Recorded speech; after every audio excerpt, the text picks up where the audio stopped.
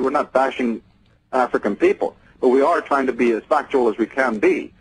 If they were, in fact, the originators of the scintillating empire and civilization of the Nile, how come in Africa they never have then duplicated it and built another civilization, or even a quarter of it or a third of it, to show that Africans could have built a civilization, comparable to the Nile? If that hasn't happened, how dare the Smithsonian and other groups come and tell us that it was people out there that made it? It's a completely hideous travesty of the truth. But they will literally pull out any, chimera to hand you, because they'll do anything to cover up the connections between the East and the West and the true story of these migrations and what the old Irish annals that I read mention. They will do anything to have you go and read them. Our history, as we are taught it, as it is brought down generation through generation here in the West, is I guess it's still being tweaked and corrupted, every 20, 30 years, or even more often than that. A sentence here, an inflection there, in the printed text, so to speak, and you've got a different view. I mean, it must be amazing to go back and do what you do to find out what really happened. It must be also very discouraging at times. Re-explore the whole question of Egypt and the whole question of the movement of the races, and how did that pyramid get there? How did this civilization, how did it actually get started, and who was the people who started it? And then we have all of the other lie mechanisms, of course, which you have to negotiate and plow through.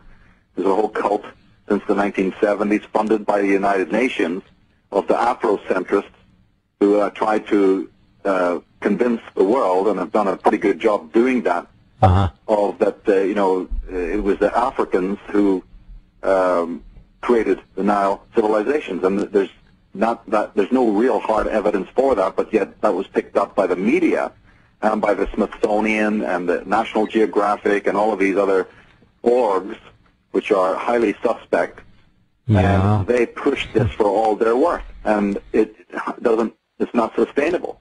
But at the same time, you're stuck with having to then rebut it, and these latest discoveries do rebut it.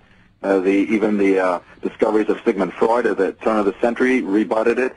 But they don't care. The establishment doesn't care what facts are. They're going to hit you with whatever media spin that turns the whole of reality upside down. And my job then started in the 90s, start focusing on this level of disinformation, and through deconstructing the disinformation, plowing through the welter of lies that have been disseminated about Egypt, about Ireland, about the age of catastrophe, and about so many other things in this life.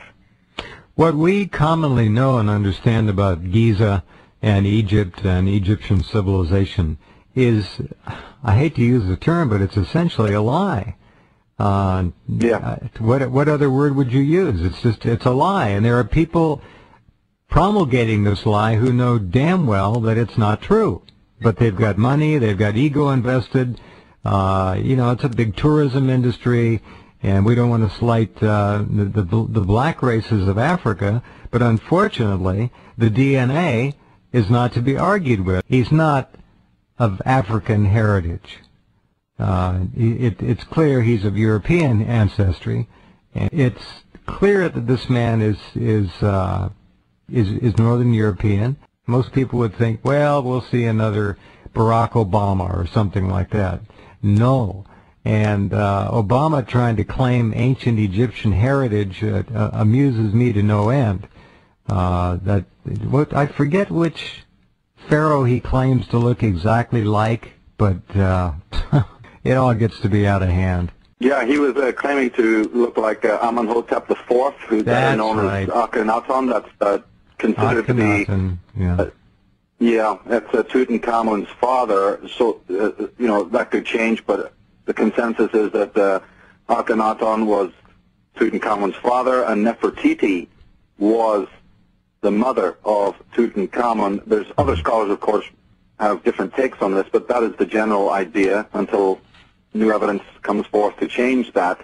And Nefertiti is a very important character, because she has been the one, in fact, of that particular dynasty, that particular family, that many scholars, through the hundreds of years, have suspected was of Western ancestry. So to find out now through the most up-to-date science, DNA science, that in fact her son is directly, non-negotiably of Western ancestry, right, is a huge vindication.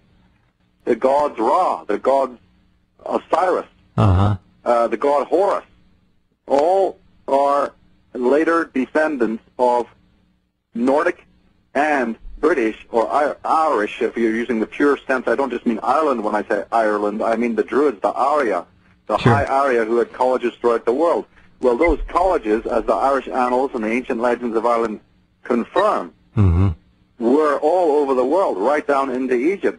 But the legends have always been taken for legends, and the myths have always been taken for myths. Why?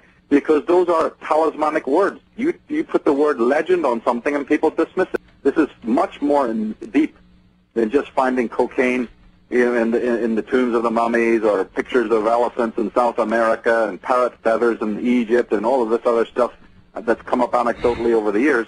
This is absolute vindication for those people who said, no, it's not just that these people visited or being thrown out, like you asked earlier, moved westward in a vain attempt to find a new home. No, this shows that their origin originally, not visitation, but their ancestry came from the West in a direct west to east movement. That blows the whole thing wide open. And I'm glad you put the pictures up, because remember, Zahi Hawass adamantly refused to release this information when it came out. It's not official. This was leaked by people on the team and from behind the scenes silently. The head men adamantly said, it's in the report, I have it. It says, I will not release it. They were so frightened of what this means for the Afrocentrists and all of the other bogus stuff that's come out from the universities, and what the people will realize when they find that this there's no merit in it. So there's a complete clamp down. Yeah, Those I got it. that you're putting up in the article is completely leaked. Wow. What does that tell you? Yeah, it tells me time. And don't forget that there's an entire tie-in here to the Bible through what is known as the Hyksos people, who have been this group of kings, a dynasty in Egypt that has always had a question mark over it as to who they were, and more importantly, where they came from. And the great scholar Ralph Ellis has proven, he was not the first one, there's been many at the turn of the century, like Sigmund Freud.